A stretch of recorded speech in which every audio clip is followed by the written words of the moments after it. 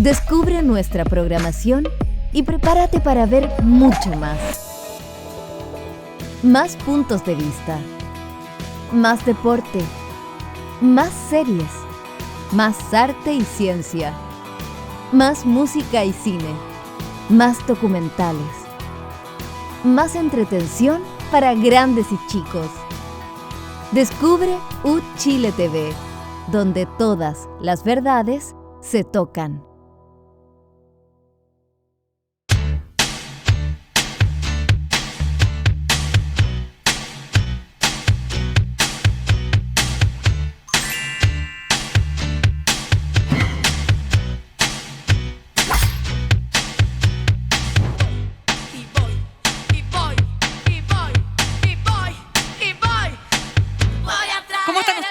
Muy buenas noches, bienvenidas, bienvenidos a un nuevo capítulo de Descabellada. Saludamos a todas las personas que nos ven a través del 11.2, las señales por cable, YouTube de UChile TV y quienes nos escuchan en Radio Universidad de Chile por la 102.5. Y no podemos comenzar este programa sin felicitar a todos y a todas las y los abanderados nacionales que están en los Juegos Olímpicos, pero muy particularmente a la gran Francisca Crovetto, quien conquistó el oro en la final de tiro skeet. Un fuerte abrazo para ella. ¿Sí o no? Se pasó. Oye, se pasó. ¿Cómo estás, Charna Levin? Bien, contenta por ella. ¿Sí? Aunque te voy a decir una cosa. Dígame. Es rostro de una AFP. Cuprum. La pregunta es si es rostro ahora. No, de antes. ¿De antes? Pues, cada cual. Ya. Ya hay que vivir de algo. Así como, claro, como que sobran los recursos estatales para la práctica. Para la práctica. Ya. Alejandra, ¿a ti qué te parece el triunfo de Francisca Crovetto? Yo lo encuentro increíble, ¿eh? Se pasó. Sí, bueno, y entre que las AFP paguen por minutas anónimas, mejor que le paguen a los exactamente, porque como ustedes ya lo están adelantando, sí. Oye, no podemos, o sea, vamos a estar hablando, ustedes comprenderán, queridas y queridos auditores y televidentes, vamos a estar hablando de la indignación a raíz de este corte eléctrico masivo por las últimas lluvias, los vientos, etcétera, etcétera, pero sobre todo la mirada puesta naturalmente en la empresa de distribución, la que le lleva la energía, la electricidad a su casa, que es Enel, porque Enel concentra la mayor cantidad de clientes que están afectados. Ya son 5 o 6 días, 6 días ya 6 días. Se cumplen, y este tema, por supuesto, que ha generado una situación muy compleja, muy compleja para un montón de familias que lo están pasando pésimo, particularmente por la dependencia que tenemos a la electricidad. Hoy día casi todos los implementos del hogar, en algunos edificios, por ejemplo, no hay nada que funcione con gas. Las personas no tienen hasta ni siquiera una cocina para poder cocinar, menos para calentar agua. Es decir, un asunto muy complejo. Pero también vamos a estar conversando de la crisis en Venezuela tras las elecciones presidenciales, a 10 días de ocurridos los comicios, y no hay vista de las actas de escrutinio para poder determinar entonces quién realmente fue el ganador. Ya todos sabemos más o menos quién fue, por supuesto, pero lo dejo como pregunta. También vamos a estar conversando sobre un proyecto de acuerdo, un protocolo de acuerdo, última situación que se ha conocido en estas horas entre el gobierno y la Comisión de Trabajo del Senado. Ya vamos a estar contándoles algún atisbo ahí que podría destrabar esta reforma, pero también vamos a estar conversando en nuestro espacio de conversación con la cofundadora y directora ejecutiva de Mujeres Empresarias, Francisca Valdés. Ya, tenemos tema para conversar, chiquillas, sacaron los palillos, sacaron los crochets, ¿todo listo? Ok. ¿Quién quiere Las minutas, vamos a hablar minutitas, todo. Oye, pero qué tremendo. Sin autor. Oye, yo estuve sin luz, en algún minuto estuve también sin agua.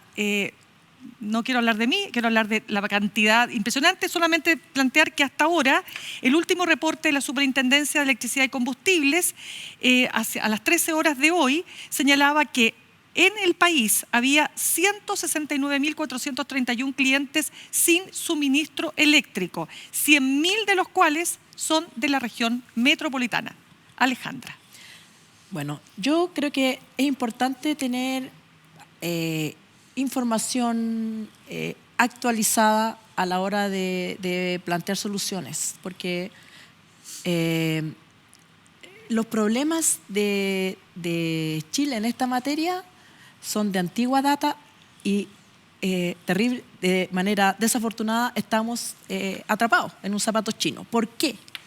Porque la empresa que hoy día se Un llama zapato italiano. Un zapato un zapato italiano y del chino, Estado italiano. Y chino porque CGE es de esos Sí. chinos. Curiosamente, en él es del Estado italiano. Los ¿De qué? chinos del Estado chino. Chilquinta. Y Chile tiene un Estado, pero no puede tener ninguna de estas empresas. En fin, cuando se privatizó el sistema, los fierros que traen y que nos transformadores y demás cables que nos llevan la electricidad a las casas de la región metropolitana en particular, se vendió todo, se vendieron toda esa infraestructura que era del Estado y las empresas que la han comprado, primero Jurasec, recordemos a Jurasec, después pasó a manos de otro y terminó en manos de Enel. Los contratos de distribución, los contratos que le permiten a esta empresa llevar la electricidad a la casa, pero son dueñas de toda la otra infraestructura, no están obligadas a mejorarla, no están obligadas a cambiar los transformadores, no están obligadas a cambiar nada, lo que están obligadas a prestar una calidad de servicio. Eso es lo que le pide el Estado. Usted tiene que, las personas no pueden estar más de 9 horas sin electricidad, si no lo multamos, usted tiene que mandar esta intensidad de electricidad a la casa, si no, se multa. Pero esa infraestructura que se compró hace como uno compra un auto, yo puedo usar, ese auto está lleno de panas y no está la empresa obligada a repararlo. Es análogo. Y efectivamente cuando la empresa dice no podemos saber, no pueden saber. No pueden saber si tú tienes un medidor. Claro, en tu casa, no tienes idea. No tienen ni idea. Tu casa, ni siquiera. da lo mismo donde sea, Claro. 25 o 50, Da lo mismo. la calle de X, hecho, no saben. Los que tenemos, alcanzamos a comprarnos la pomada de que teníamos que tener medidor electrónico. Ese medidor tampoco sabe a qué Exacto. transformador estaba conectado. ¿Pero te acuerdas tú del tremendo escándalo? Esto fue una ley de 2018. A propósito, te devuelvo al tiro la palabra, Ale, pero es que me vino a la memoria. Fue una ley de 2018. ¿No era 2017, Yasna? Tengo la Entró duda. en Bueno, 2017, ya, no importa, pero entró en es que vigencia el tú sabes que- 2018 y hoy día el 40% de las casas tiene estos medidores que se llamaban inteligentes. Sí. Y por eso eran tan caros. Y se requirió una inversión de $1.000 millones de dólares. $1.000 millones de dólares, pero fue con cargo a los usuarios. Sí, po. Aunque es patrimonio, la tecnología es patrimonio de la empresa.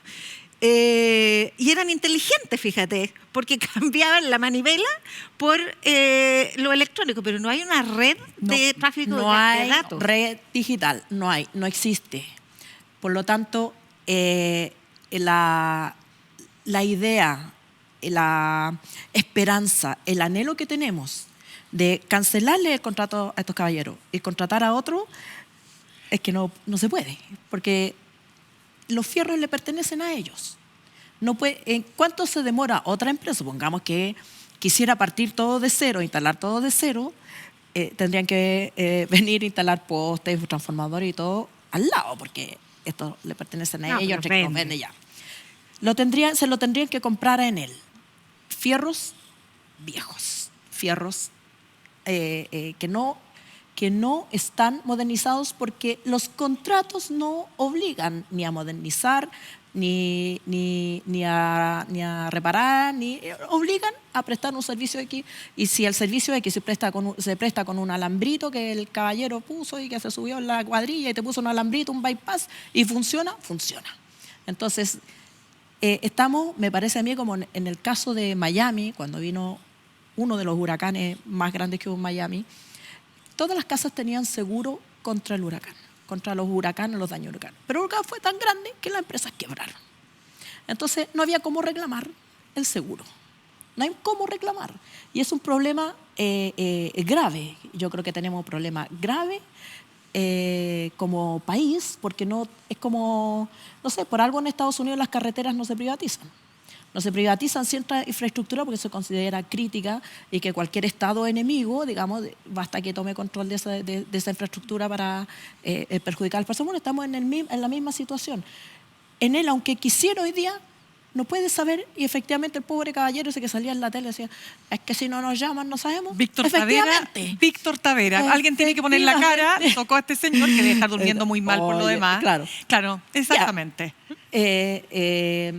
La empresa tiene un carro viejo, desactualizado, viene un vientecito, se lo botó y se va a demorar lo que se va a demorar en repararlo. Y yo creo que va a pasar, como estamos en elección, todo el mundo, ¡ah!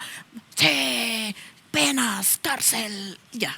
Pero ¿cómo resolvemos el tema como sociedad cuando pase la histeria, llegue el verano y estamos todos con luz y se nos olvide que tenemos una empresa que está basada en cabritos y alambritos que no? Yasna Levin.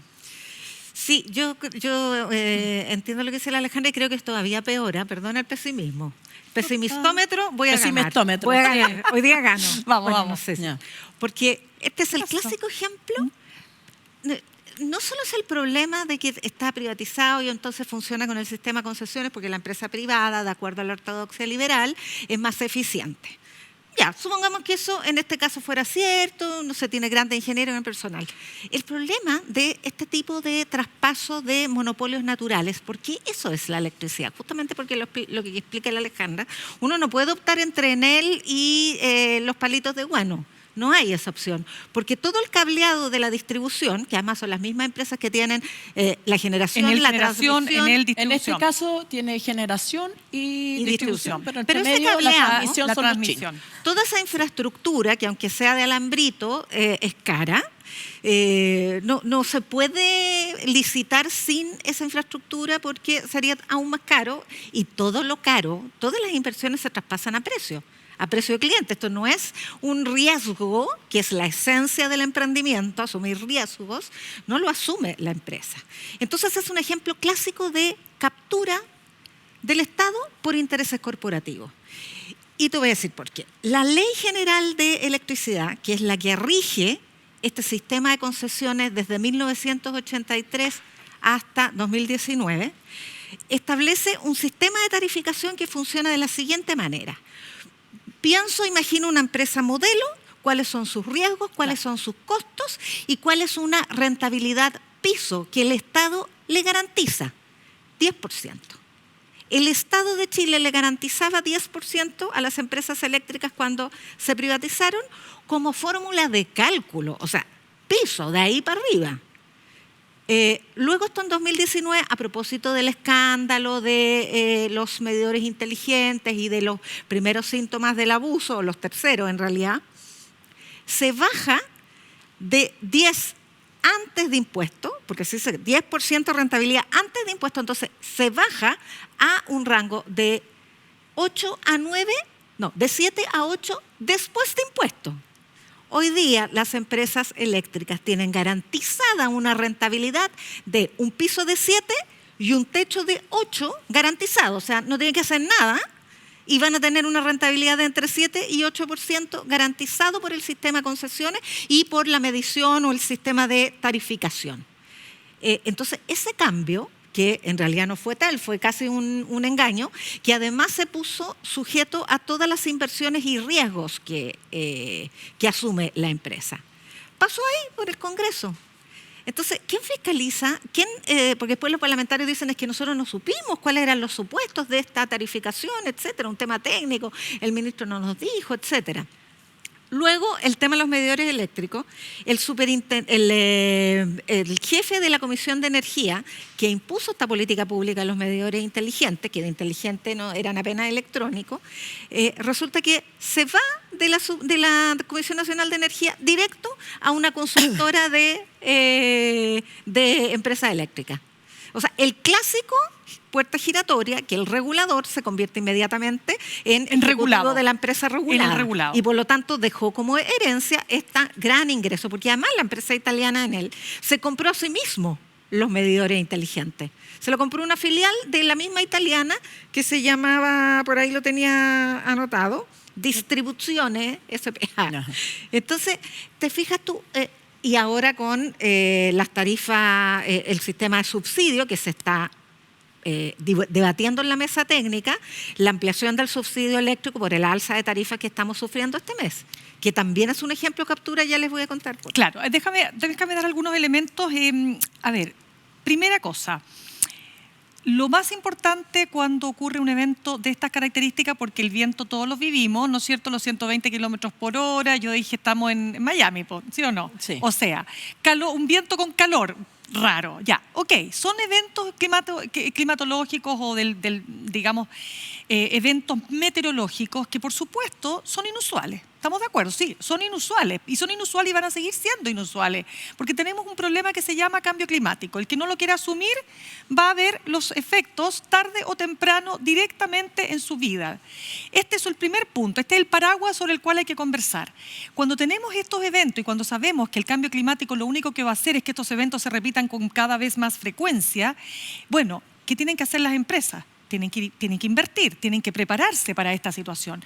Por eso que hoy día lo que ha mostrado finalmente esta situación meteorológica y los desastres que ha generado con todos los efectos que tiene para las familias, ni siquiera hablar de las pérdidas económicas, las pymes, las que tuvieron que botar toda la comida, ¿no es cierto?, de los refrigeradores, bueno, etcétera, es que esta empresa hoy día, Enel, no está dando el ancho, no es capaz de resolver primero un tema tan importante como la comunicación de riesgo, o sea, la comunicación en momentos de emergencia y de riesgo. ¿Cómo le comunico yo a mis clientes cómo voy a resolver este problema? ¿Cómo respondo frente a una situación que genera tanta angustia? Y lo único que hay es una respuesta que genera más angustia. Porque primero, o no me contestan el teléfono, o me mandan a hablar con una inteligencia artificial que no se resuelve nada porque esa inteligencia es lo menos inteligente que hay en momentos de máxima de colapso. Porque tampoco hay una persona al otro lado que sea capaz de decir, no se preocupe, señora, señor, ya vamos a llegar a su casa. Y la gente lo que siente es una desprotección total. Entonces, frente a esa situación, ¿quién tiene que responder? ¿Quién es el que tiene que poner el cascabel al gato? Bueno, obviamente el Estado tiene que levantar las alarmas y decir, señores Enel, ¿creen ustedes que están en condiciones de que nosotros les sigamos dando esta concesión? O sea, ¿se ganaron el derecho a esta concesión? Que hoy día es lo que se está discutiendo. Yo entiendo lo que tú dices, Alejandra, a lo mejor es un voladero de luces. ¿Quién va a reemplazar a Enel? Probablemente no va a pasar nada y será Enel. La pregunta es, ¿cómo Enel, a partir de esta crisis, va a hacer los cambios que se requieren para enfrentar una emergencia de esta manera, una emergencia como esta, de mejor manera? Ale. El problema es que yo no creo que el tema es Enel, porque ya se le revoca la concesión, se vende Enel los fierros. Viene y lo compra otro estado, porque además los estados son expertos. En Italia no tiene estos problemas. En Italia también hay inundaciones, nieve, viento, y funciona de lo más bien. Y probablemente tienen esas pantallas que uno ve en la televisión con muchas lucecitas y todo. Aquí se cortó la luz. En Chile no tienen, ¿por qué? Porque nadie los obliga a tener. Porque el Estado hizo contratos con ellos que los obliga a ciertas cosas. Las cosas que los obliga, las hacen con una infraestructura vieja. Con un tarro hacen la vega. Si tú quieres reemplazar el tarro por una infraestructura nueva, ¿qué hace la empresa? Bueno, se la paso a precio. Se la paso a precio porque hoy día todos los fierros y todos los así viejos como están son parte de esto de la empresa ideal. Aparecen. La empresa móvil. Tengo tantos transformadores, tantas torres, tanto call center. Con todo esto yo le cumplo a usted y arriba de eso la utilidad. Y ese es el contrato que el Estado de Chile ha hecho con la empresa. Lo puedes rescindir y vas a contratar a otro, pero tienes que reemplazar toda esa infraestructura. ¿Quién lo va a reemplazar? La empresa privada de nuevo te lo va a cobrar. Correcto. Te lo va a cobrar. No hay la única solución, digamos, en bien del común, sería expropiemos que lo haga el Estado, porque el Estado puede hacer inversiones sin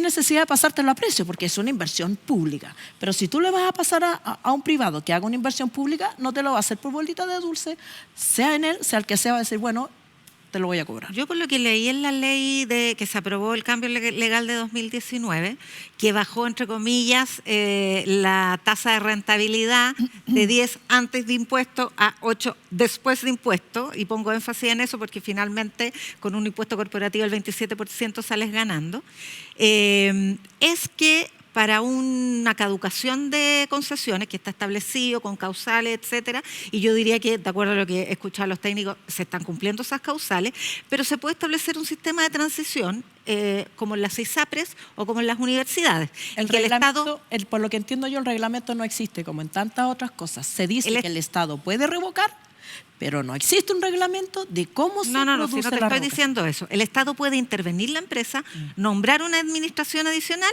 y luego proceder a la cancelación de la concesión y volver a licitar, porque es un monopolio natural, y los monopolios naturales no se pueden diversificar, ahí no hay competencia. Entonces la competencia se establece a través de la tarificación. También en la nueva Pero ley tiene que existe, comprarle los fierros, porque la concesión es el derecho a poner, pero los fierros son de él.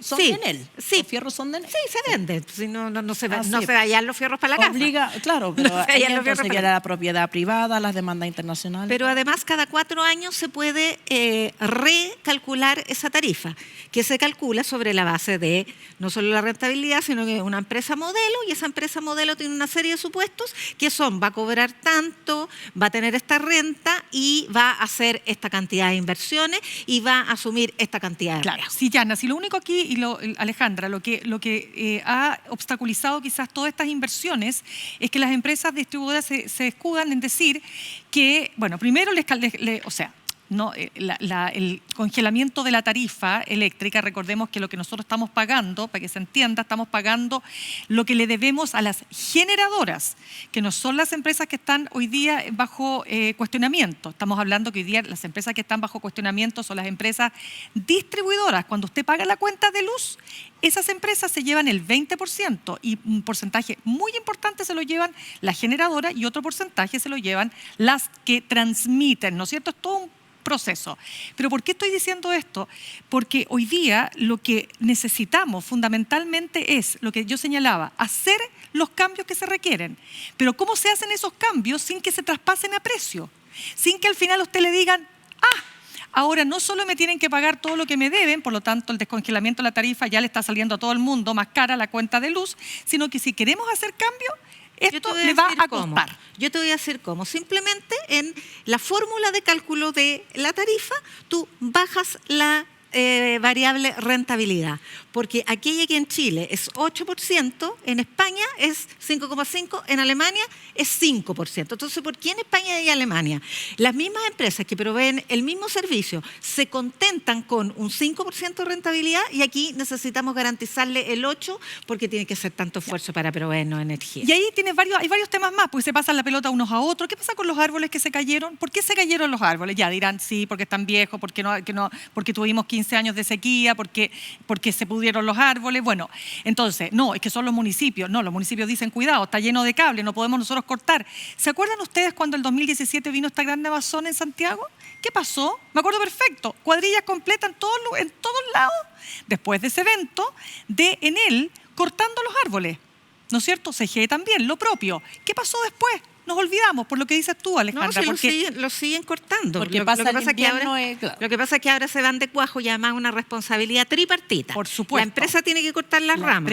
La municipalidad tiene que mantener y los vecinos, porque dependiendo si el árbol está en la calle o si está dentro de la casa de un vecino o de una, qué sé yo. Entonces, aquí hay mucho tema, pero insisto, bueno, después están los temas, no, es que los cableados aéreos, no, después los subterráneos. Bueno, acordémonos de los cableados. Pues, si existe también una ley a propósito de estos mismos escándalos. El problema es que tenemos memoria corta y estos escándalos se producen cada 3-4 años. Y entre medio, entonces, en el Valle empieza la captura del lobista del interés del legislador. Ley chao cable. Resulta que no tiene reglamento. No, el reglamento. Entonces hay un 5 años, 10%, ¿ah? 5 años. Hay 10. Digamos en eso. hay 5 años sin reglamento. No, es que es increíble. O sea, mitad Increíble. del gobierno pasado, mitad de este gobierno.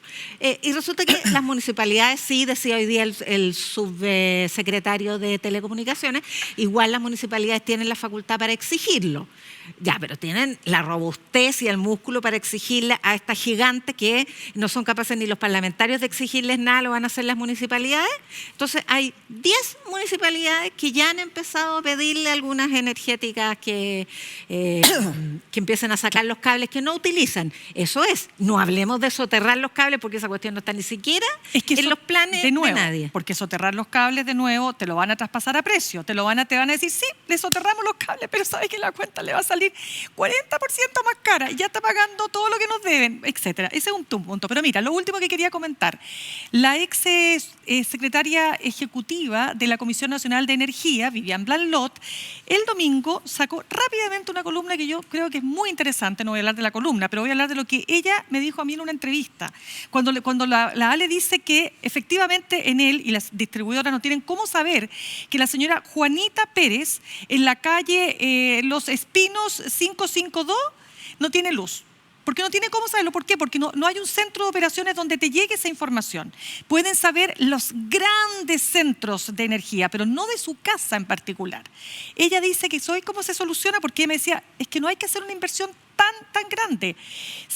Bastan, dice ella, sensores en distintos puntos de la red que lleguen al sistema central. O sea, ella hablaba de la cantidad de cosas que hay que hacer y los cambios que hay que hacer, que según Vivian Blanlot no implican ni cambio de normativa, ni que haya que pasar por el Congreso, de nuevo una ley, otra ley, no. Simplemente readecuar la normativa que hay a las exigencias de estos tiempos. Por lo tanto, para cerrar mi parte por lo menos, si Enel y las otras distribuidoras nos sacan las grandes lecciones de este hecho, que además la marca quedó bastante dañada, digámoslo así, porque las protestas, hasta en Las Condes estaban las personas protestando, no sé si con barricadas, hasta ahí no llegué, pero por lo menos donde yo vivo. Te voy a decir ¿también? que sí, y ese es un gran punto de esta experiencia, porque en todos los barrios de Santiago se han producido cortes por protestas, no solo con cacerolazo, no solo con cortes de calle, sino que con barricadas de fuego. Por indignación. Y ningún parlamentario de estos que legislaron la ley antibarricadas por el estallido delincuencial se atreve siquiera a cuestionar una manifestación tradicional de la ciudadanía frente al descontento ante el abuso, que es expresarse. No le están robando a nadie, no le están saqueando a nadie. Entonces también ahí a mí me gustaría que se produjera una reflexión respecto a cómo estamos legislando, no para la delincuencia, sino que para la protesta. Y cuando se produce la protesta, no cuando hay delincuentes, sino que cuando hay abuso como este. Bueno, de y empresas además privadas que no proveen el servicio por el cual están cooperando. Y además que nadie quiere algo gratis. Sí, pues y además que los sectores acomodados, ahí sí que todo es eléctrico. O sea, sí, porque por último en los sectores menos acomodados está la estufita parafina, el gas, etc. Pero es que mira, también está no es solamente el tema del sector acomodado, sino que si tú quieres ir hacia una energía limpia, totalmente. Ha habido una promoción de políticas públicas de reemplazar pero con todo sentido ambiental, la parafina, el carbón y todo. ¿Qué pasa cuando ahora va a sube la tarifa eléctrica? Además, todo estos problemas, la gente va a volver a esas energías sucias y por lo tanto hay otro perjuicio que es el perjuicio ambiental. Yo creo que a mí me parece un poquito fariseo que los políticos, todos, aquí todos, digamos, estamos en temporada electoral, ¿quién le pega más fuerte a Enel? Todo ya, y el abuso es insoportable. Cancelemos la concesión. ¿Quién le hizo los contratos? Yo solamente, ¿quién ha hecho los contratos? Gobierno tras gobierno tras gobierno, porque ese 10% de utilidad se puso en los 90, cuando decían, del 83, de la dictadura. No se cambió hasta 2019. ¿Quién va a querer invertir en Chile? Porque Chile, la dictadura y todo, y el aislamiento, tenemos que ofrecerle un montón de plata a esta gente para que venga. Ya, pero el 83. Después, Chile, el jaguar de Latinoamérica, podrían haberle bajado la utilidad, si ya había más interesados en venir a invertir a Chile y nunca se ha cambiado. Bueno, mira, déjame solo contarte tengo que ir a la pausa, mi querida. Se nos acabó. 2 segundos. Tú no me dejas de hablar. Que hubo un titular en el diario El Mercurio el día domingo del señor von Mullenbrock, expresidente de de la Sofofa, Sofofa, que decía que hasta cuándo es la empresa privada la que tiene que pagar el costo de la fiesta. Ese lenguaje. Sí, puede ser. efectivamente. ¿Hasta cuándo la empresa privada tiene que pagar el Pobrecita. costo de la fiesta? Y se refería ¿a qué? A el subsidio por las tarifas eléctricas. Entonces el costo no lo tiene que pagar la empresa privada, lo tienen que pagar los consumidores. Eso nos está diciendo von Muhlenberg. Ya, chiquillas, nos tenemos que ir a una pausa, pero antes quiero invitarlos a que nos sigan en las redes sociales de Uchile TV, nos vean y nos escuchen las repeticiones de este y otros capítulos en YouTube y en Spotify, porque también estamos en Spotify. Vamos a un breve corte y vamos a volver, adivinen con qué, con lo que está pasando en Venezuela y también la controversial minuta de la Asociación de AFPs.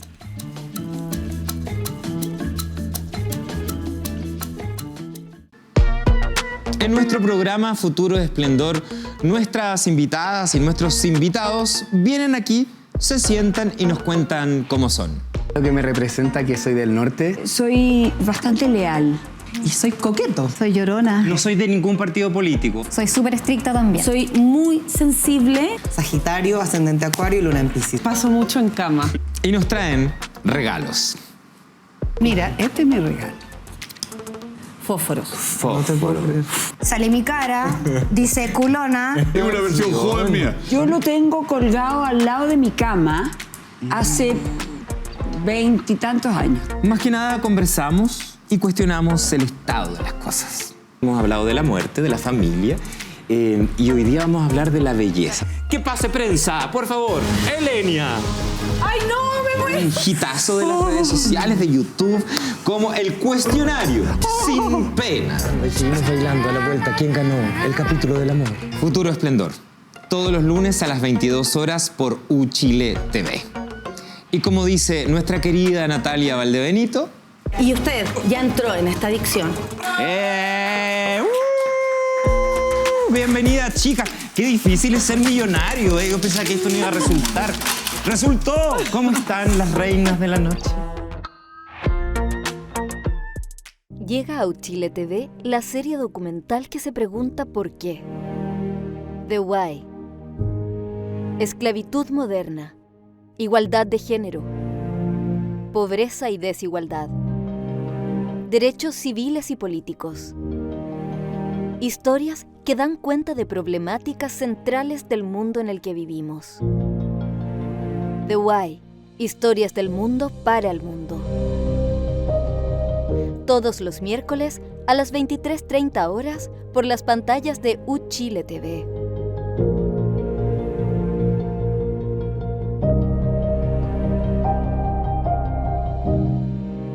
Ya, pues estamos de regreso en Descabelladas y queremos invitarlas también después de este programa a las 23:30 al estreno de The Why, una serie de documentales sobre diversas problemáticas sociales que afectan al mundo. Ya, chiquillas, tenemos que hablar de Venezuela. Son 10 días ya que han transcurrido desde las elecciones. Y, por cierto, que nada hace pensar que la situación va a ser muy distinta a lo que ya hemos visto. Es decir, Maduro apernado en el poder, diciendo que él ganó. Nadie muestra las actas de escrutinio ya pasaron a segundo plano como tema. El tema hoy día es cómo se sale de esta crisis. Ya van más de 20 personas muertas, detenidos, situaciones muy complejas y de verdad esto puede escalar y no quisiéramos que escale a niveles complejos y trágicos, ¿no? Que ya han sido suficientemente complejos y trágicos. Ale. Se ha utilizado por parte del régimen venezolano, pero también de otras personas, el argumento de que si en un país cualquiera alguien incita a la violencia o pide la intervención de un Estado extranjero para que derroque a su gobierno, sería procesado por las leyes de su país y es probable que así ocurra en muchos lugares. El problema es la legitimidad de quien lo hace. El problema que para eso sirve el sistema democrático. O sea, yo efectivamente puedo invocar leyes en todo el país de defensa de la seguridad del Estado, de la democracia o cualquier cosa para procesar a personas que hagan invocaciones sediciosas de ese tipo, qué sé yo, pero cuando tengo la legitimidad del poder. Y aquí lo que está en duda es la legitimidad del poder de Maduro, que si no tiene esa certificación de haber ganado, probablemente la perdió, si no la certificación estaría publicada en todos lados.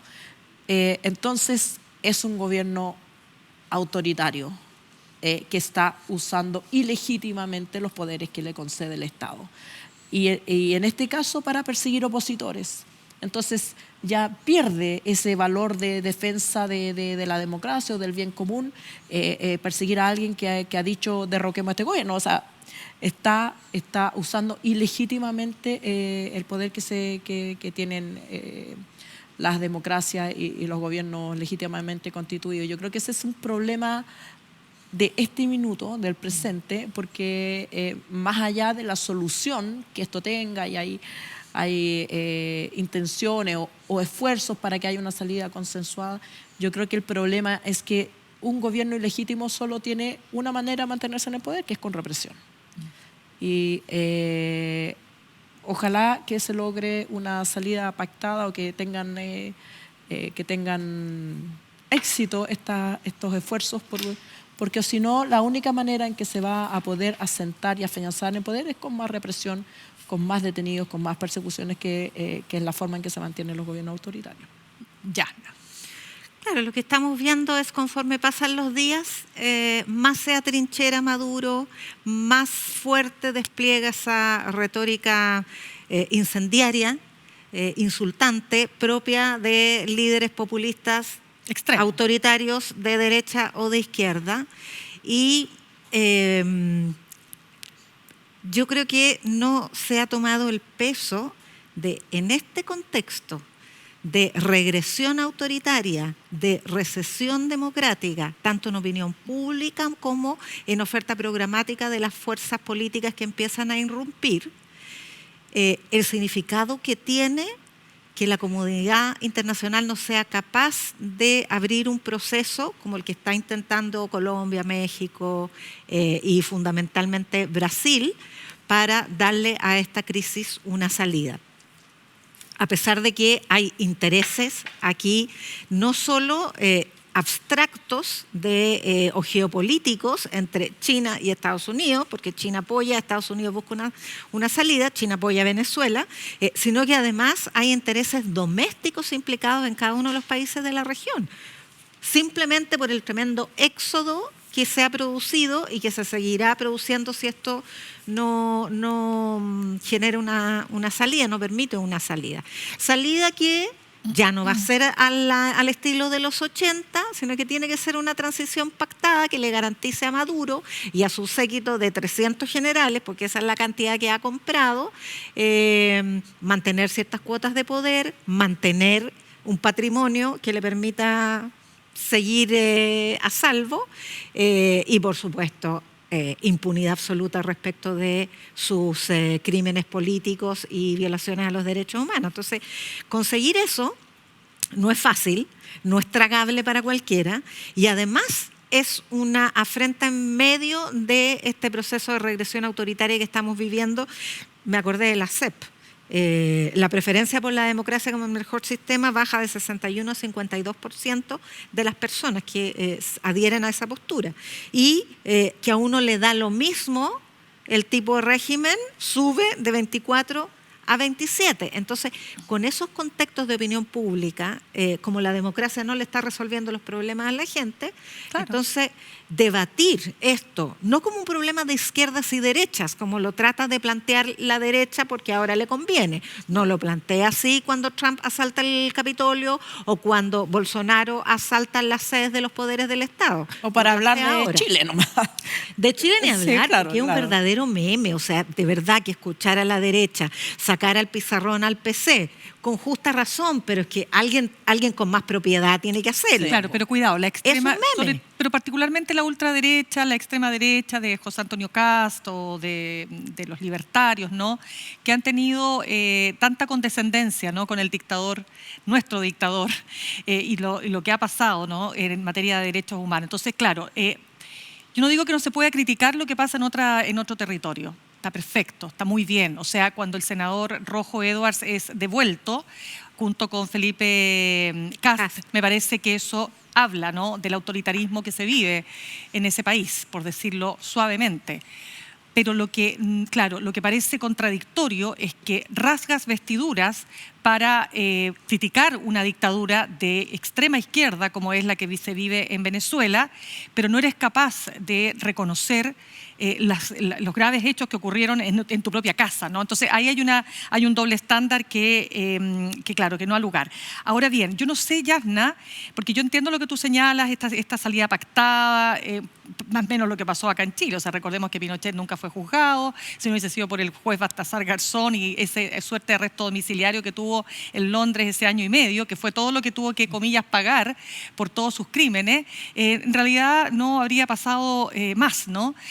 Porque esas son las salidas pactadas. Pero para que haya una salida pactada tiene que haber un clima, tiene que haber una situación social tan compleja, tan fervorosa, movilizaciones, costos que ojalá, porque es terrible hablar de esto, ¿no? Pero también costos en vidas humanas, que esperemos que eso no tenga que llegar a ese punto, para que una dictadura decida dejar el poder. O sea, ¿por qué va a querer, si tiene el apoyo de Rusia, tiene el apoyo de China, para qué hablemos de Irán? ¿Por qué se tiene que ir? ¿Por qué va a querer irse? ¿Te fijas o no? Si tiene el apoyo de dos potencias, imagínense. No solo deseo, además es un problema de sobrevivencia para él. Estoy de acuerdo, pero la pregunta es, si no hay una movilización ciudadana como la que hubo en Chile, que fue la que lleva a una parte de las Fuerzas Armadas en Chile a decir, ¿sabes que vamos a tener que reconocer el triunfo del no? Porque si no, aquí va a venir un baño de sangre. ¿Por qué allá va a ser distinto? O sea, ¿por qué podría ser distinto? No me imagino por sí ante sí, porque sí, a esta dictadura corrupta que hay en Venezuela, que deje el poder. Ahora, recordemos también que en Chile Pinochet no solamente cayó por las movilizaciones, sino que porque a Estados Unidos ya no le servía el dictador. A los intereses económicos, a los empresarios locales tampoco les servía Pinochet porque no habían inversiones, porque, era mucho más atractivo, ya lo habían usado, le habían sacado todo el jugo que le podían sacar y entonces ahora vamos a un sistema, mantengamos todo el mismo sistema económico, pero ya no necesitamos al dictador que nos da mala prensa, digámoslo. Eso también es cierto y esto fue zanjado en el pacto de Washington con el Vaticano y las uvas envenenadas de por medio. En esa geopolítica, Venezuela tiene el apoyo de la potencia, hoy tal vez la potencia mundial más importante que es China. Y Estados Unidos, que por supuesto le interesa la democracia también en función de sus intereses económicos, está interesado en sacar a Maduro. Esa es una batalla que excede a Maduro. Pero igual creo que son importantes las definiciones locales respecto de la adhesión al sistema democrático, porque ya tuvimos esta discusión en Chile y yo creo que las fuerzas de izquierda en su momento, en los 70 era o revolución o nada, digamos, porque existía la convicción de que la democracia, entre comillas, burguesa, no era capaz de proveer las transformaciones sociales que quería la sociedad. Yo creo que esa convicción cambió con lo que pasó en la dictadura en toda Latinoamérica, por supuesto, una revaloración de la democracia, pero también porque las revoluciones se fueron deteriorando. O sea, mira cómo terminó Ortega. O sea, ¿quién en los 80, la revolución sandinista era lo más in que hay y ahora hace como nadie... Ortega era un héroe. nadie quiere recordar que estuvo... claro. Entonces, yo creo que entre esas dos cosas, yo no creo que la izquierda pueda defender o debiera defender regímenes que no cumplen con los mínimos estándares democráticos. O sea, una elección, si vas a una elección, muéstrame las actas. Si es una cosa simple, tampoco le estás pidiendo así como que cumpla con todos los estándares de la Carta Americana. Yo creo que eso, Alejandra, es un punto clave, ¿eh? Y además es un parteaguas ideológico que se está produciendo hoy día y es muy sano para que se pueda ir desarrollando una izquierda renovada con una vocación democrática más profunda. Independiente de que hay ciertos sectores que no tienen ninguna calidad moral para sacar al pizarrón a nadie en materia de democracia, porque Kast viene llegando el viaje de estudio a El Salvador, donde Bukele acaba de hacer un fraude cambiando la Constitución para poder reelegirse. Además no lo recibió. Y de ahí se fue... y además no lo recibió. Y de ahí se fue a Hungría, donde Orbán prácticamente tiene una dictadura. Sus seguidores Pero dicho usaban eso, polera de la caravana de la muerte tirando prisioneros al mar. claro. Dicho eso, no, pero es que además aquí nadie puede enarbolar credenciales democráticas superiores al otro. También dentro de la alianza del gobierno, el socialismo democrático le ha dicho al Partido Comunista que se siente muy incómodo con su postura, con toda razón, compartiendo alianza porque no es capaz de darle la espalda a una dictadura. Pero resulta que el Partido Socialista hace poquito tiempo, un par de décadas nomás, hospedó a Clodomiro Almeida, hospedó a Erich Honecker, uno de los criminales más sanguinarios de los socialismos reales, en la embajada chilena. Y Entonces, también le reconoció al golpista que intentó derrocar a Chávez.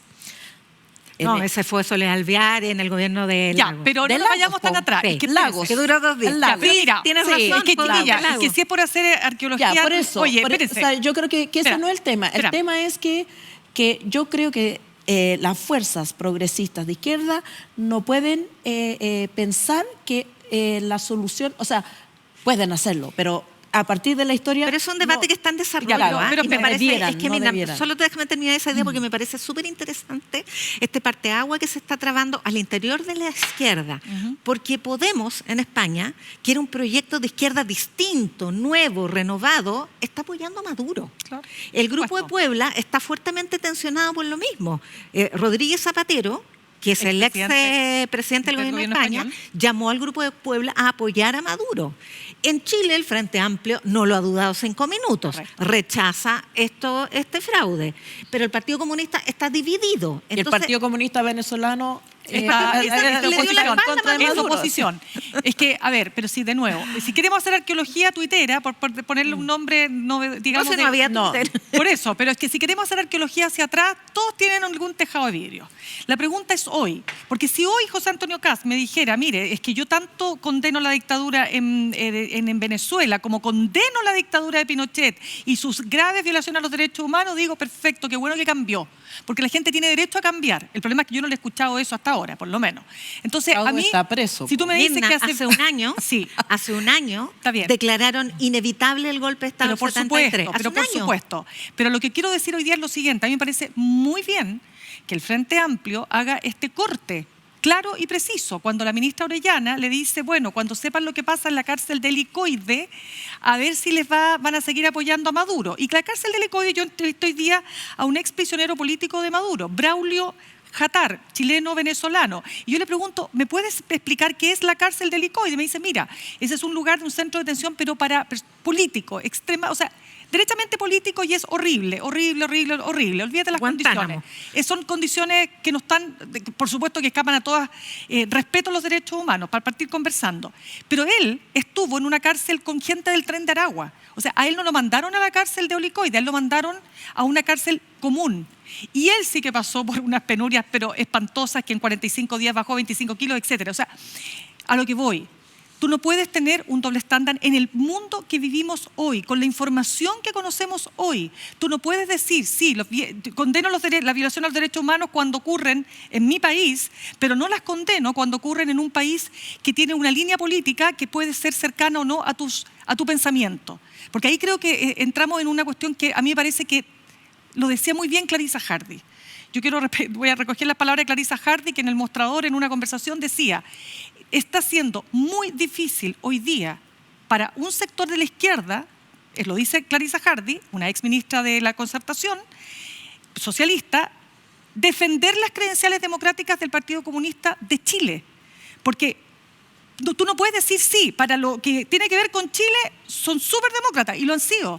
Pero cuando se trata de analizar dictaduras, hay un doble estándar. Es difícil. O sea, creo que esa definición que hace Clarissa Hardy es muy atendible. Y creo que es complejo, porque el Partido Comunista también tiene que pronunciarse oficialmente, no a través de vocero o sus ministros. Tiene que decir, ¿va a seguir aceptando que el régimen de Maduro trate de la forma que ha tratado al presidente de Chile? Y no va a decir nada, no va a decir nada. cuando dice que es un cabro chico del imperialismo. Un borrego del imperialismo que se arrodilla. Lula también le así. dijo cabro chico. No, Mira, pero es que eso es lo a mí menos, esa eso como, es lo menos. Esa como prurito, así como, "Ay, no me toquen al presidente, No. porque el presidente...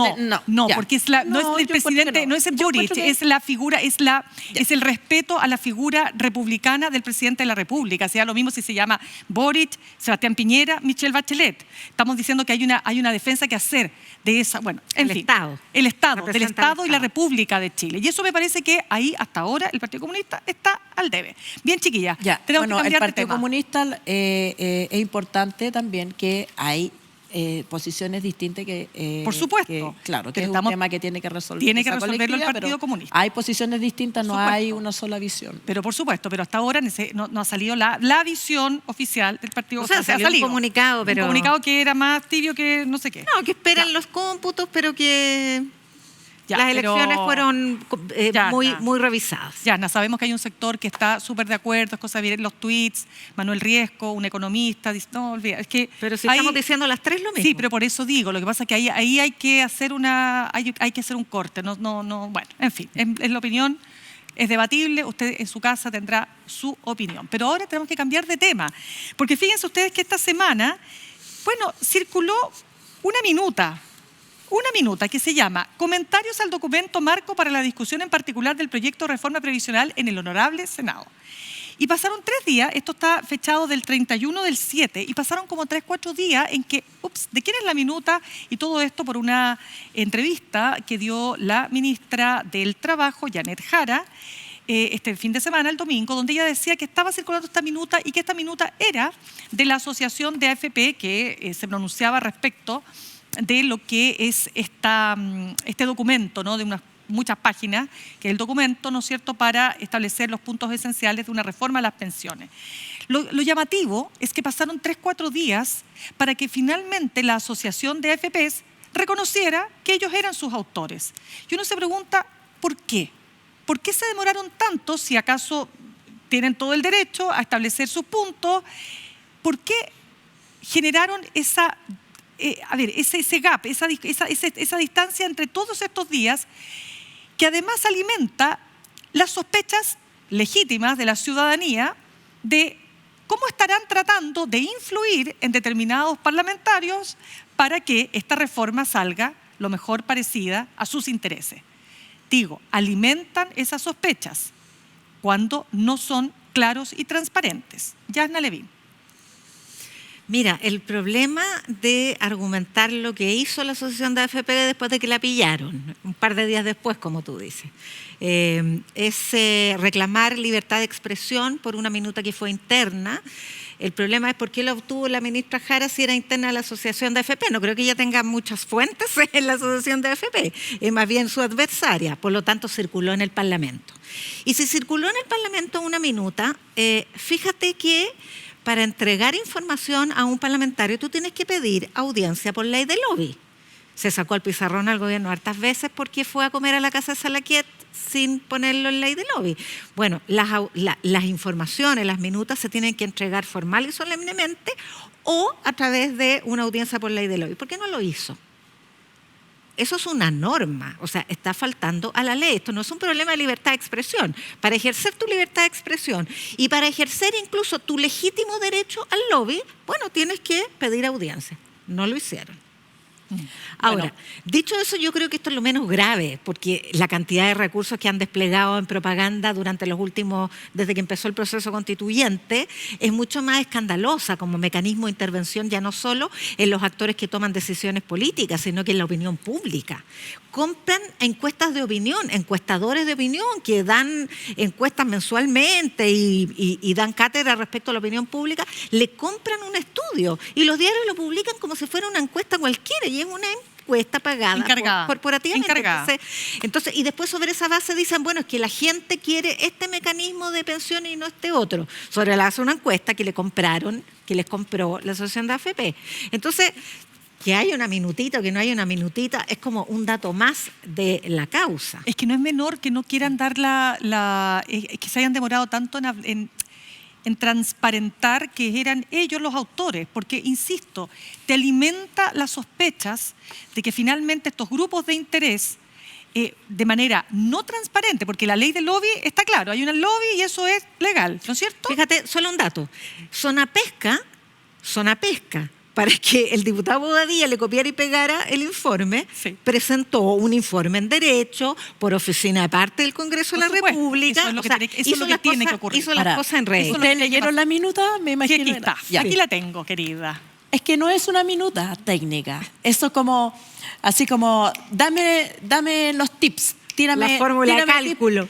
tírame tips para rechazar. Claro. Porque son todo, no es un, Son no es bajadas un análisis comunicacionales. técnico del proyecto. Es como, Son bajadas comunicacionales. son Son bajadas. punchline, como dicen los gringos. ¿No? Son ideas fuerza. Entonces, a este artículo tenéis que decir esto. A este otro artículo tenéis que responder con esto. Entonces, es un alegato político. Esa es la minuta, es un alegato político con ideas fuerzas para rechazar el proyecto. Y que yo creo que más allá de que no lo hayan pedido por ley de lobby, sino que demuestra algo que es evidente en todo este tiempo con la publicidad y todo eso, pero que no debiera ser así. ¿Qué son las AFP? Administradoras. Son administradoras de fondos de pensiones. Entonces, las administradoras no son dueñas del fondo de pensiones, no lo producen, no debieran tener parte. Si alguna parte debieran tener, debiera ser en tratar de representar a los afiliados. Porque los afiliados somos los que les damos la plata, le pagamos la comisión, de la comisión sacan las luquitas para hacer estos informes y su publicidad. La otra parte más importante va al fondo de pensiones, pero debieran ser neutrales por su función de administradores. Es como que tú contratas a alguien para que te cuide el patio y esa persona va a alegar en contra tuya. Pero, por favor, si yo te contraté, eres la administradora, señor y señora cotizante, es su empleado o empleada, debiera defender tus intereses, es una figura no muy los parecida. intereses de sí Lo que mismo. pasa es que Es una figura muy parecida a la que acabamos de comentar sobre Enel. Es una empresa que tiene un monopolio. Aquí, claro, son varias que no compiten además, pero que son reguladas por el poder político, pero capturan al poder político para obtener legislación favorable. pero mira, por lo déjame- menos Enel compró los fierros. Las administradoras, para existir desde su momento inicial, vamos al momento inicial que se constituyen, solamente tenían que tener un capitalcito así X, y que además lo pusieron así como, te pongo la casa, así ya, ni siquiera tenían que tener plata, solamente que el Estado les dijera ya, tú vayas a administrar estos fondos, porque no es una riqueza que se produce, es una riqueza que se administra. Correcto. Yo te contrato para que Pero- te hagas cargo de mi fondo. Entonces yo creo que esa es la inmoralidad, que la gente que está administrando tus fondos va a alegar en contra tuya al Congreso. Bueno, Pone minutos no es lo que para dicen en ellos. contra de lo... Mira, pero es que cosa de lo que leer pasa la es que si minuta. uno- mira, pero déjame, si tuviera que resumir, porque son puras cuestiones técnicas que no viene al caso no comentarlas. son puras Bien, cuestiones, punto técnico. es todo político. Sí, técnico y político, quiero decir. Ya, Tienes toda la sí. razón, pero quiero decir que son conceptos que no es el programa para conversarlo. Esto después lo podemos hablar en otro momento. Lo que quiero decir es que si tuviéramos que resumir, ok, está claro que hay que aumentar la cotización porque 10% es muy poco, estamos todos de acuerdo, ¿no es cierto?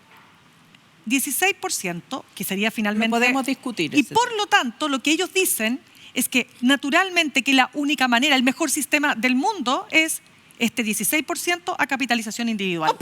Y que todo lo... Es que si pues te digo, que ya, pero es que si no estoy contando... Pero por supuesto, si lo que estoy diciendo es que después de toda esta cantidad de expresiones, opiniones, técnicas y políticas que expresa esta minuta, documento, lo que se quiera llamar, al final todo se resume en lo siguiente. 16% capitalización individual. Pa' nosotros. Y es la única manera de resolver el problema de las pensiones. Y que todo lo demás no va a ayudar y por supuesto que el reparto y que no sé cuánto qué y que esto no va a generar la plata que dicen que va a generar. Entonces aquí, ¿sabes qué pasa? Que cuando uno habla con los expertos de distinta naturaleza, siempre te dicen, fíjate que los expertos, estoy hablando de los expertos menos ideologizados, menos esos que están furiosamente ideologizados, te dicen, mira, los técnicos ya hablamos, esto es político. O sea, ¿qué es político? La decisión de sacar adelante esta reforma. Y hoy día pasó algo, Yasna, que es importante señalar. hoy día. Sí, porque yo creo que un poco al calor de este revuelo lograron encontrar unas condiciones políticas un poquito más favorables para obtener un protocolo de acuerdo en la Comisión de ¿Qué Trabajo. es un protocolo de acuerdo, Yasna? Eso, pues vamos a tener un acuerdo sobre la base de estas Pero condiciones. que se tiene que respetar. Claro, por lo siguiente, Por porque eso. se vota en la sala del Senado. Ya. ¿Y qué establece ese protocolo de acuerdo?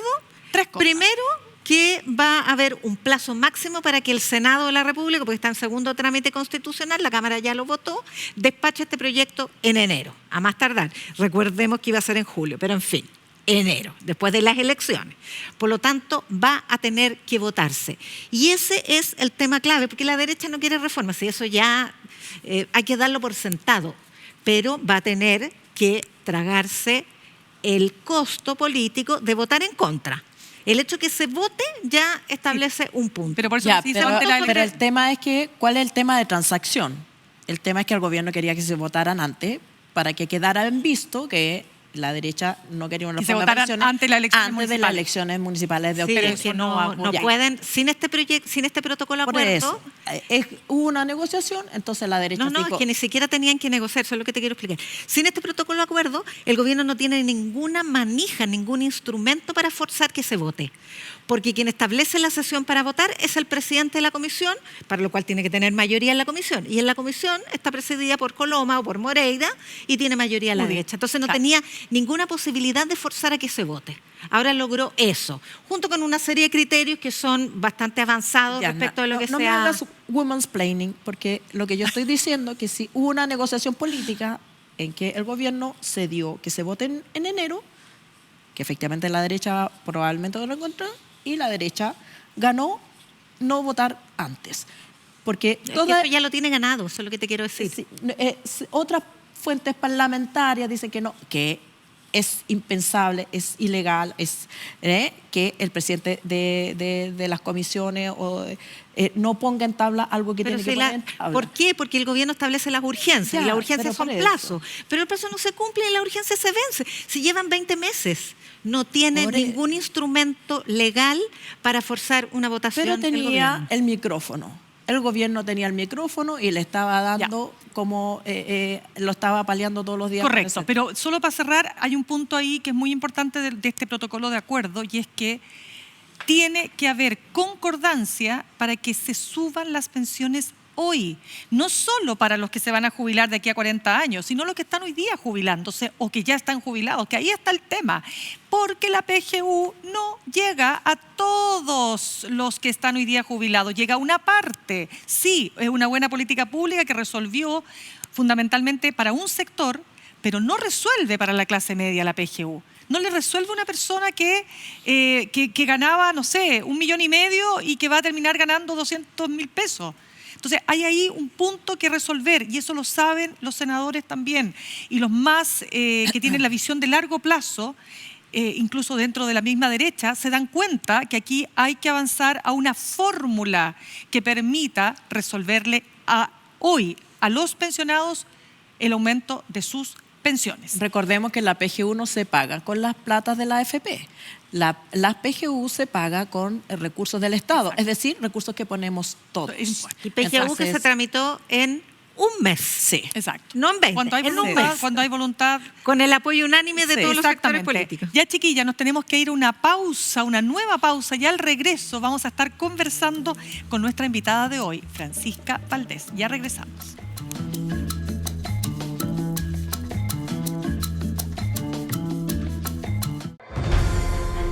Chile TV presenta el prestigioso noticiero internacional Democracy Now! Los destacados periodistas Amy Goodman y Juan González te informan diariamente sobre el acontecer global desde Nueva York.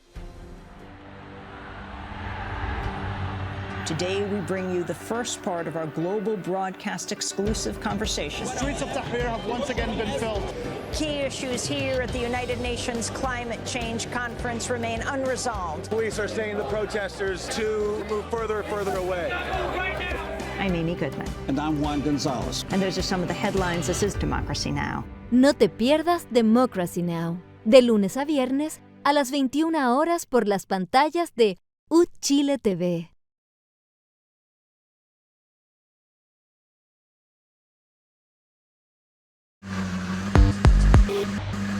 Esto es Imágenes Paganas, experiencias visuales sin censura. Fina selección de artistas multidisciplinarios que exploran los límites de la imagen y el sonido. Rarezas del vídeo. Performances, cinéticas, artes contemporáneas y la pantalla como soporte de los imaginarios. Con el apoyo de la Facultad de Artes Uchile. Imágenes Paganas por Uchile TV.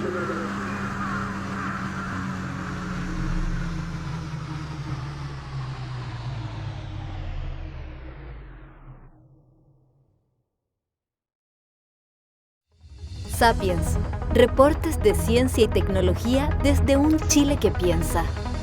Nuestro territorio es un inmenso laboratorio y te invitamos a descubrirlo. Viaja junto a los mejores equipos científicos desde el interior de las células hasta las más lejanas galaxias. Medio ambiente, el cuidado de la naturaleza y los adelantos de la sociedad. El conocimiento y la innovación de hoy. Encuéntrate con Sapiens, reportes de ciencia y tecnología para un Chile que piensa. Todos los sábados a las 21 horas por Uchile TV.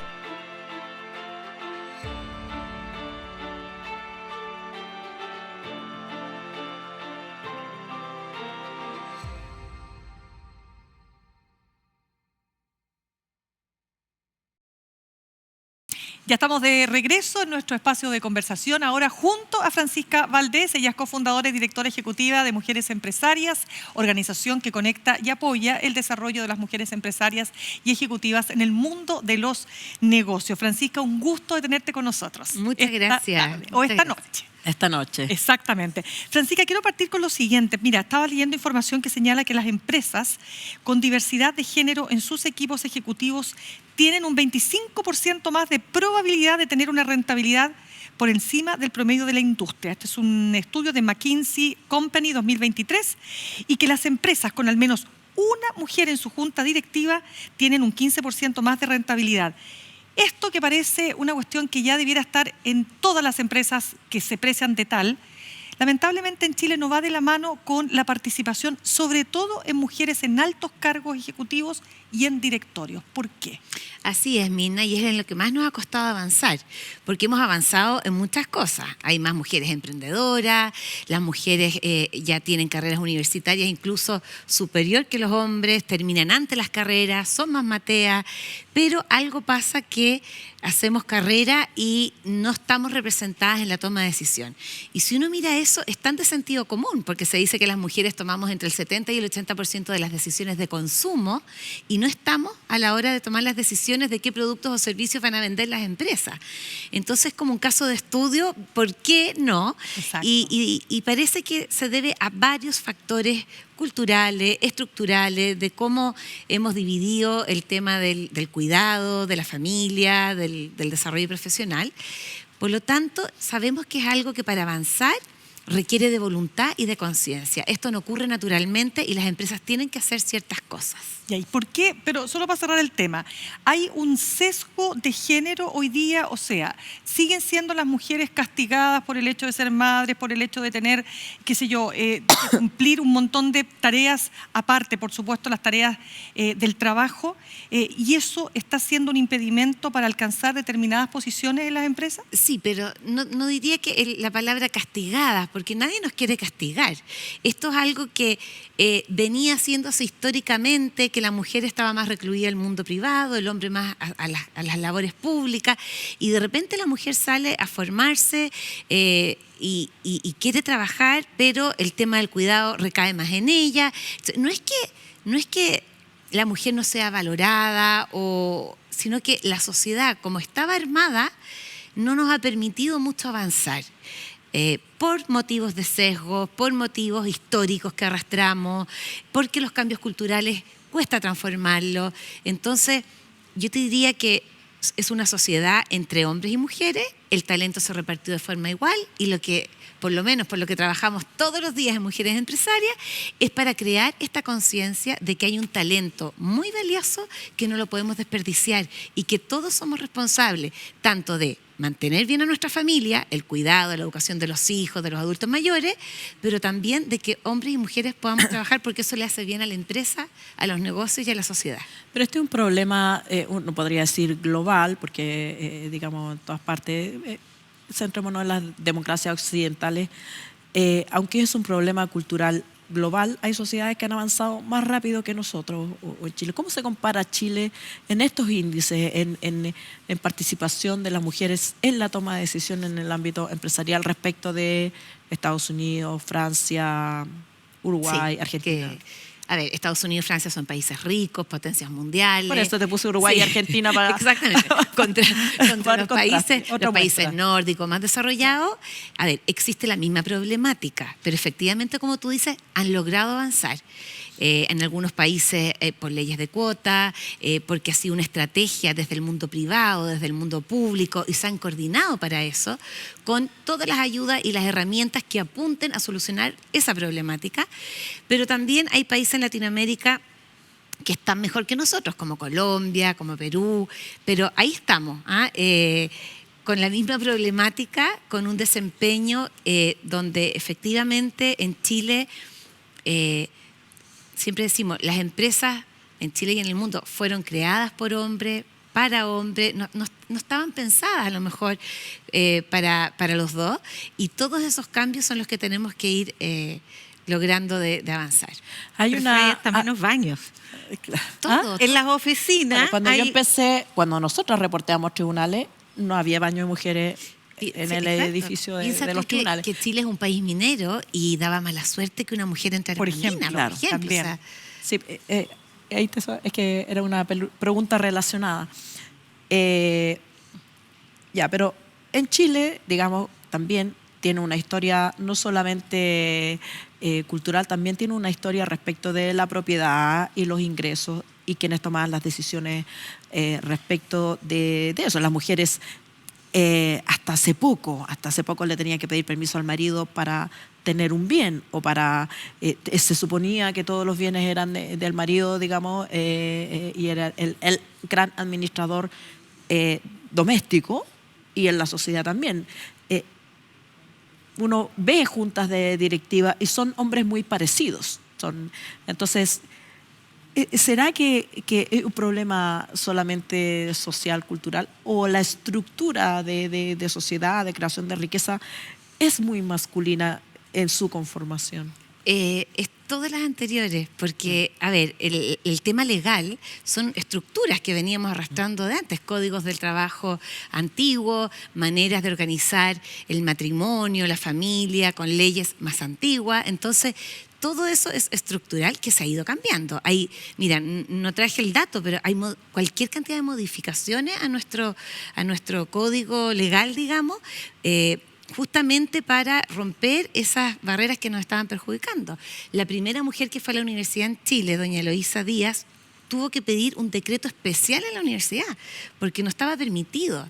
Entonces... Si mal no recuerdo, tenían que ir con la mamá, ¿no? No, y cambiaron un estatuto, claro. Y ella estudió medicina y la ponían detrás de un biombo para que no viera el cuerpo desnudo en las autopsias. O sea, una serie de dificultades que se han ido cambiando y que efectivamente tienen que ver con temas culturales y estructurales. Ahora, es bien paradójico que el máximo cargo político que existe en la República de Chile hayan logrado llegar una mujer, y 2 veces, y la máxima riqueza que existe en Chile la tiene una mujer, la señora Fontova, que no es Novoa, es Fontova. Claro. Pero además, para volver al tema de la empresa y de la discriminación, ¿por qué discriminación lo que traba la incorporación de mujeres? No es que las mujeres no quieran llegar a altos cargos, ¿no? Porque prefieran cuidar a los hijos, porque hay casos también, y es súper legítimo. Pero además yo entiendo que los indicadores, corrígeme si me equivoco, muestran que a mayor capacitación, a mayor cualificación de los profesionales y las profesionales, la brecha de ingreso también se acrecienta. O sea, trabajo subcalificado, el ingreso, no sé, de un obrero de la construcción respecto de una copera de restaurante es más o menos parecido. Pero a nivel gerencial, una gerenta mujer tiene mucho menor ingreso proporcionalmente que un gerente hombre. Así es. ¿Y por qué? No te sabría decir una única respuesta, pero a ver, se piensa que la mujer es más cara para contratarla porque va a tener hijos y va a tener pero un a esa altura, bueno, o sea, no es que no estás pensando hoy lo que me vas a costar el postnatal. O sea. Se piensa que la mujer no va a querer trasladarse de ciudad porque le va a complicar. Se piensa que no va a querer trabajar una jornada completa porque le conviene más la media jornada. Se piensa y se cree, ¿ah? Y a veces ni siquiera se les pregunta si quieren tomar esa oportunidad. Claro, eso se piensa, lo piensan los hombres. Hombres y mujeres, y los sesgos los tenemos todos. Entonces, eso es lo que hay que trabajar, porque está demostrado que cuando a las mujeres les das herramientas, apoyo para que pueda hacer malabarismo con todo lo que tiene que hacer, hay una mayor corresponsabilidad y le das las oportunidades, ellas la toman. Y las empresas que están trabajando sus brechas salariales a cero lo han podido lograr también. Francisca, perdona que te interrumpa ahí, pero es que me acordé de lo siguiente, porque cuando tuvimos esta fantástica ley de la extensión del postnatal a 6 meses, todas las que estamos aquí tuvimos un postnatal de ¿cuánto? ¿81 días? Sí. Que era lo que había en esos momentos. No, es que yo soy madre tardía, yo tuve 6 meses. Perdón. Estás en el mismo grupo. Es que ella es más joven. Perdón, es que ella es muy joven. No, es que sí, se nos había olvidado que tiene una niñita. Por lo menos 10 años menos que nosotros. Claro. No, pero mira, hablando en serio, yo me acuerdo perfecto haber conversado con una alta ejecutiva de una empresa minera que me decía, yo me tomo 6 meses, cuando vuelvo ya no tengo mi puesto de trabajo. Eso es lo que ella pensaba en ese minuto. En ese momento. Yo no sé si esta percepción de ella, o sea, ella, de nuevo, es de la generación mía, por lo tanto, 81 días. Entonces ella me decía, cuando salió la ley, si yo hubiese tenido esta ley con el cargo que tengo hoy día, yo vuelvo después de 6 meses y ya no tengo mi puesto de trabajo. Claro, todavía. No mi puesto de trabajo, mi posición, me refiero al cargo. Pierdo oportunidad, totalmente. Exacto. Eso, sí, ¿cómo está hoy día? Ese es un miedo que existe, que está latente, pero hemos visto muchos casos de éxito que no es así, que hay gerentes que ocupan altos cargos y que gracias a un buen equipo, a repartir las tareas, han logrado mantenerse y seguir. Ahora, desconexión total de una gerente de alto nivel, no, igual trabajan, se meten al computador, coordinan, claro. A lo mejor no van todos los días y todo porque tienen licencia, pero así, abandono total de todas mis responsabilidades es muy difícil. No, eso es un tema. Y el tema es que, como no había modelo, uno pensaba que esto iba realmente a perjudicarnos. Y cuando uno ve que no ha sido perjudicado para las mujeres, la gente se lo empieza a tomar y empieza a creer que esta ley realmente fue una buena cosa para las mujeres y para los niños. ¿En qué áreas hay más resistencia, dirías tú, a darle más espacio a las mujeres? ¿Áreas de la industria, de la economía? ¿Dónde hay más y dónde hay menos? En las industrias, por ejemplo, minera, construcción, hay menos mujeres. Pero hay muchas empresas de esas industrias que lo tienen como parte de su estrategia, aumentar la contratación de mujeres, apoyar el desarrollo interno y que lleguen a la toma de decisión. Nosotros tenemos un ranking que vamos midiendo a las empresas más influyentes y ellas efectivamente están avanzando en el porcentaje de mujeres en directorio, primera línea gerencial. Y eso es porque lo asumieron como parte de la estrategia, lo miden, trabajan por eso, lo gestionan. Porque como dije al principio, esto no ocurre naturalmente. ¿Y por qué? ¿Cuál ha sido el incentivo para hacerlo? Buen punto. Mira, distintas cosas. Hay empresas cuyos inversionistas son de afuera, se transan en bolsas afuera y los inversionistas les preguntan qué políticas de equidad de género tienen aquí al interior porque nos preocupa este tema. Entonces inmediatamente uno dice, chuta, los accionistas me lo están exigiendo. O los clientes o la comunidad se dan cuenta que es parte del negocio. Que tener mujeres en la mesa amplía la mirada, trae mejores resultados, incorpora más innovación, representa la mirada de todos los stakeholders, de mis clientes, mis proveedores, mis vecinos, mi comunidad. Por lo tanto, enriquece mi clima laboral y mi negocio. Francisca, perdona, cortito, ¿se puede saber qué empresas? Porque, digamos, levantemos las empresas que están haciendo cosas buenas para mejorar esa equidad tan importante para mujeres y hombres. Sí, a ver. Para equiparar. Nosotros en este ranking medimos a las empresas más grandes. Las que llevan la batuta en este tema son las multinacionales de afuera, porque lo tenían incorporado esto de mucho antes. La empresa pública que tiene una cuota, las que son del CEP, del Sistema de Empresas Públicas, tienen una cuota de mujer en directorio y la superaron. Así, Más que la superaron. Del 40% y está por sobre el 40% de mujeres directoras en esas empresas. Lo que en un principio se dijo, ¿cómo si no las vamos a encontrar? Y están ahí. Y cuando ya salen de ahí, las empiezan a mirar para el sistema privado, porque ya se supo que lo hicieron bien, que fueron buenas directoras, entonces eso nos ayuda, de alguna manera. Y hay empresas, por ejemplo, que son empresas incluso familiares chilenas que están mirando estas buenas prácticas y que también están convencidas de que esto le hace bien al negocio. Nombres de empresa. Claro. A ver, Unilever, Procter & Gamble, Avon, Natura. Son las extranjeras. Tiene avanzada, sí. Fíjate. Empresas públicas, ENAP, mira. Metro. Metro tiene casi toda su primera línea, o sea, más de un 50% son mujeres.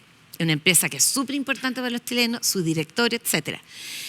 Scotiabank, que es el banco canadiense, tiene un directorio paritario, mitad hombre, mitad mujer. Tiene su primera línea ejecutiva más del 40% mujeres, tiene brecha salarial casi cero, que la miden en toda la compañía. Wow. Entonces, hay estos ejemplos. Claro. Y bueno, la labor de mujer empresaria es que las empresas compartan estas buenas prácticas. ¿Dónde mando el currículum?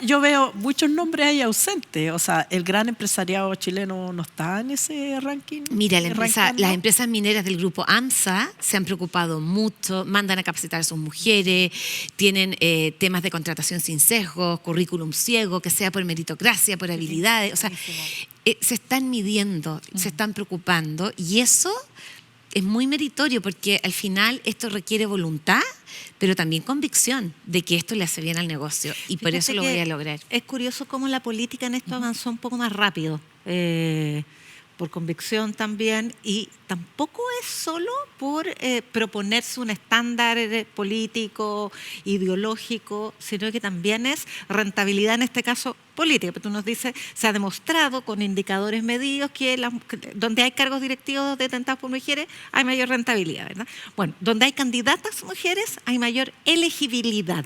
Y está también medido. O sea, mira, las mujeres se eligen más que los hombres cuando las llevan de candidatas. Yo encuentro que esa derrotero a mí me carga, porque las mujeres deberíamos poder ser electas siendo igual de estúpidas que un hombre, porque un hombre sí, porque un hombre estúpido puede ser CEO y la mujer tiene que ser más, tiene que demostrar, tiene que tener un indicador que mejoró pero no puede ser igual de estúpida que un hombre. Entonces, a mí me parece que eso es injusto.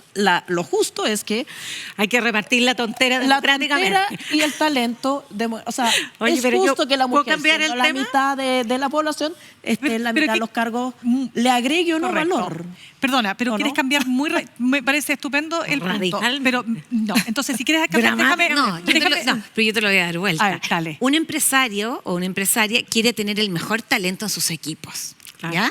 Entonces, si yo quiero tener el mejor talento y empiezo a contratar, fíjate que la gente joven dice, oye, ¿y en esta empresa qué políticas tienen para las mujeres? Es que aquí no me interesa trabajar aquí.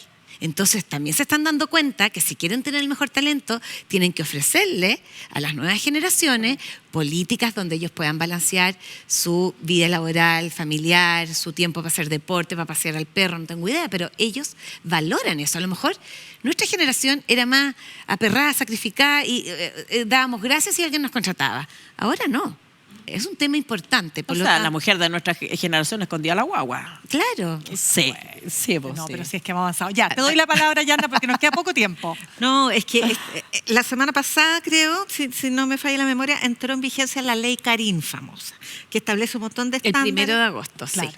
Establece un montón de estándares para prevenir el acoso, el abuso y finalmente también el mal clima laboral. Entonces, desde la empresa, a mí me interesa tu postura, además, porque esto es un problema que afecta más a las mujeres. El acoso sexual en general es de hombres y las perjudicadas son las mujeres.